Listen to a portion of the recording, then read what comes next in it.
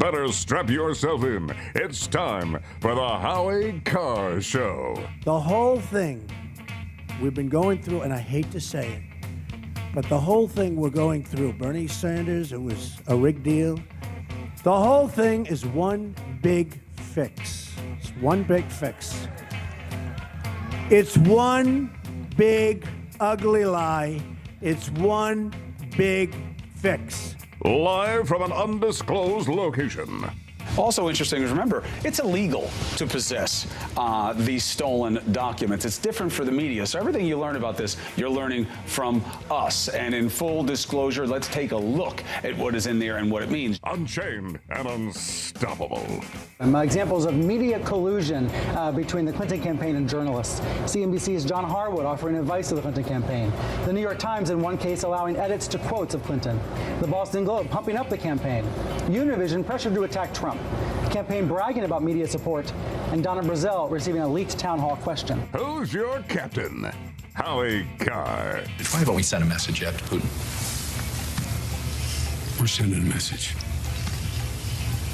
We have the capacity to do it, and the message He'll know it? He'll know it, and it'll be at the time of our choosing. And I tell you what, to the extent that they do, we will be proportional in what we do. So a message is going to be sent. Will the public know it? I hope not. RUMP, SWABS, hacks, and moonbats beware. It's Howie Carr. The Howie Carr Show headline on Fox News Channel right now: new controversy over quid pro quo allegations in Clinton email case. And I mentioned this in the first hour of the radio show today. The more things change, the more they seem the exact same. This is like going back 50 plus years when JFK was president. He wanted the FBI director J. Edgar Hoover to stop a Senate investigation of his relationship with a East German communist spy who was also a hooker. Her name was Ellen Romesh. And so he had J. Edgar Hoover put the kibosh on the Senate investigation. And in return, J. Edgar Hoover said, "Can I bug Martin Luther King?" And you know what happened then. That's how they got all the dirt on Martin Luther King and the sex parties and the et cetera, et cetera, et cetera. Became a big issue in the '68 campaign. And now it's a little different, but it's basically the same thing. The executive branch, in this case, the State Department, not the Attorney General, the State Department wants to stop an investigation of the Clinton emails, not an East German hooker, but it's the Clinton emails. So they tell the FBI, well, if you'll change the classification on the emails, so that we can protect Hillary Clinton, can protect the Secretary of State rather than the President of the United States, we will give you the right not to bug a private citizen, Martin Luther King Jr., but we will give you the right to go into Iraq, to have offices in Iraq, to do investigating in Iraq. It's the same thing, but it's the same thing ultimately, isn't it? 1-844-500-4242. The corruption is as bad as it was during the Clinton-Johnson years. It's worse now. It's worse. And it's even worse because in those days you had an American senator, John Williams from Delaware, and an American journalist, Clark Molenhoff from the Des Moines Register, who were willing to try to expose what was going on with this East German communist spy. Now you have all the American journalists are in the satchel. They're all in the tank, and so it's Putin. If we can believe that Putin is putting out the WikiLeaks, it's now left to a Russian to do the job that the American journalists and the American political establishment won't do, which is hold the feet to the fire of this extraordinarily corrupt administration that we have, the Obama-Clinton administration. 1-844-500-4242. America's decadent leadership class. And again, Peggy Noonan did a great column about this. She hit several points in her column this week.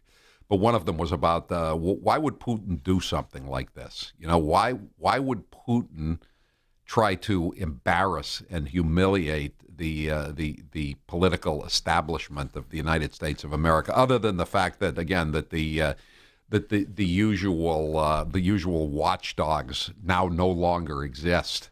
You know, you don't have even a somewhat honest Federal Bureau of Investigation. You don't even have a somewhat honest journalistic establishment. You don't even have a somewhat honest opposition party. There is nobody like the guy that was known in 1963, the senator from Delaware, Whisperin' John Williams. There is no Whisperin' John Williams. Instead, you have cowering Paul Ryan and cowering Mitch McConnell and cowering Reince Priebus. Nobody will go head-to-head with these people. They're all afraid of them. This is Peggy Noonan in the Wall Street Journal over the weekend. Mr. Putin may have many reasons, as he often does, for leaking all these documents, but the most frightening would be that he views the current political American leadership class as utterly decadent. He has an can we assume that he has an IQ of over 100? I think that's safe to say, right? He's the dictator of Russia. How can anyone who has an IQ of over 100, meaning of average intelligence or above, view the current political establishment in the United States as anything other than utterly decadent and unworthy of traditional diplomatic norms and boundaries? Why would he find them decadent, morally hollowed out, unserious? That is the terrible part, because he knows them. This is my question is, if I were Putin, I would say these are the people I would rather deal with because they're utterly corrupt. All it takes is a satchel full of money and I can get whatever I want.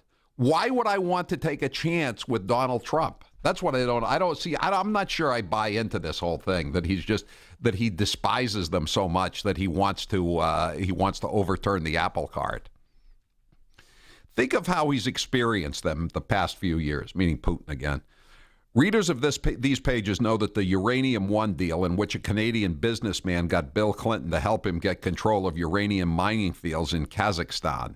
The businessman soon gave $31 million to the Clinton Foundation with a pledge of $100 million more. Uranium One acquired significant holdings in the U.S. That's the Wyoming. 20% of our uranium holdings in the U.S. But I thought PolitiFact said this isn't true, Howie. They did, yeah. Yeah, but... And Snopes. What about Snopes? Snopes and PolitiFact. Yes, it's the almighty arbiters of truth. And by the way, he didn't. Yeah, they said that Donald Trump, when he said that Hillary Clinton used acid to clean out her servers, that was totally false too. She used bleach bits. Come on. These are distinctions without differences, as they say. A Russian company then moved to buy all the uranium in the U.S. The deal needed U.S. approval, including from Hillary Clinton, then the Secretary of State. While it was under consideration, the Clinton Foundation received more money from Uranium One. Bill Clinton got $500,000 speech fees in Moscow. Mrs. Clinton approved the deal. The Russian company is now one of the world's largest uranium producers. And who are their customers? By the way, is one of their customers Iran? Yes, it is. What is Iran trying to do? It's trying to build nuclear weapons to use against the great Satan, that would be us, and the little Satan, which is Israel. Didn't the old Soviet Union, or I think it was Lenin, said the capitalists will sell them the rope that we will hang them with? Again, history is repeating itself, to quote another famous communist named Karl Marx. First as tragedy, then as farce. Although I guess if we're on the receiving end of the nuclear blast from Iran with uranium that came from Wyoming because the Russians were able to sell it to the mullahs because they had given Bill Clinton $500,000, I don't think I would see that as a farce. I think that would be more in the tragedy class. Even if I weren't there when the bomb goes off, if some of my countrymen were incinerated, I would still see it as a tragedy. This summer, Significant amounts of U.S. uranium are, in effect, now owned by Russia. This summer, a WikiLeaks dump showed the State Department warning that Russia was moving to control the global supply of nuclear fuel. The deal went through anyway, and the Clinton Foundation flourished. What would Mr. Putin, knowing all this and inferring Mrs. Clinton's real priorities, i.e. lining her own pockets, conclude about the American political system and its major practitioners? Would he feel contempt? Might he toy with them? I think he would toy with them. Yes, I do. All right. The other thing we're going to discuss, it's related to it. The fact that the mainstream media has been going off, frothing at the mouth, the collective mouth, for the last several weeks or months about the violence at Trump rallies. And this is, I'm holding this up for the Howie cam and for the Newsmax cam here. Boston Globe, front page yesterday, top of the page. In Trump crowd, some talk of violence if he loses. Some talk of violence if he loses. Fueled by claims of rigged election, hatred of Clinton soars to an ominous extreme. Talk of violence. Ironic, isn't it, that this headline would appear on the same day that Trump campaign headquarters are firebombed by a Molotov cocktail in North Carolina? That thugs working for the Clinton campaign or working on behalf of the Clinton campaign would vandalize about 15, 20 cars at a Donald Trump rally in Bangor, Maine.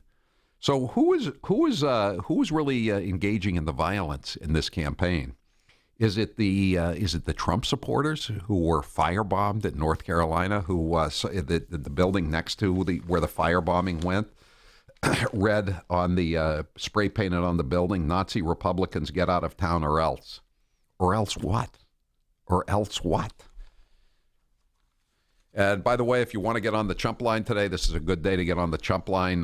We got a lot of bad ice cubes infused people were on the chump line, and we had to clean it out. The chump line is the recorded voicemail message service of the Howie Carr Show. If you want to leave a message, today's a perfect day to get on. 844-500-4242. That's our main number to get on the show, but press 2 for the chump line, 844-500-4242. And right now at HowieCarrShow.com, check out our new Halloween-themed T-shirts, like the Proud to be a Trumpkin T-shirt, featuring the Donald's face as a pumpkin and a text that reads, Proud Trumpkin. We also have the Bill and Hillary American Horror Story T-shirt. This week only, get both shirts for the price of one. Go to HowieCarrShow.com and click store. HowieCarrShow.com and click store. By the way, they've changed the headline on the Globe website. It's too late to bring back all the 50 or 60 papers they sent out to go to the stores, but that say some talk of violence. But now on the website it says warnings of conspiracy stoke anger among Trump faithful. Do you think that the anger has also been stoked by the fire bombings going on at Trump headquarters and the vandalism of supporters' cars? Would that stoke anger among you if this was where you worked every day or you volunteered and you could have been killed by a person chanting "Celebrate diversity" and "Let's let in more unvetted Muslim immigrants into the country"? Do you think that would stoke your anger? 1-844-500-4242. I'm Howie Carr. That's right, Howie Carr.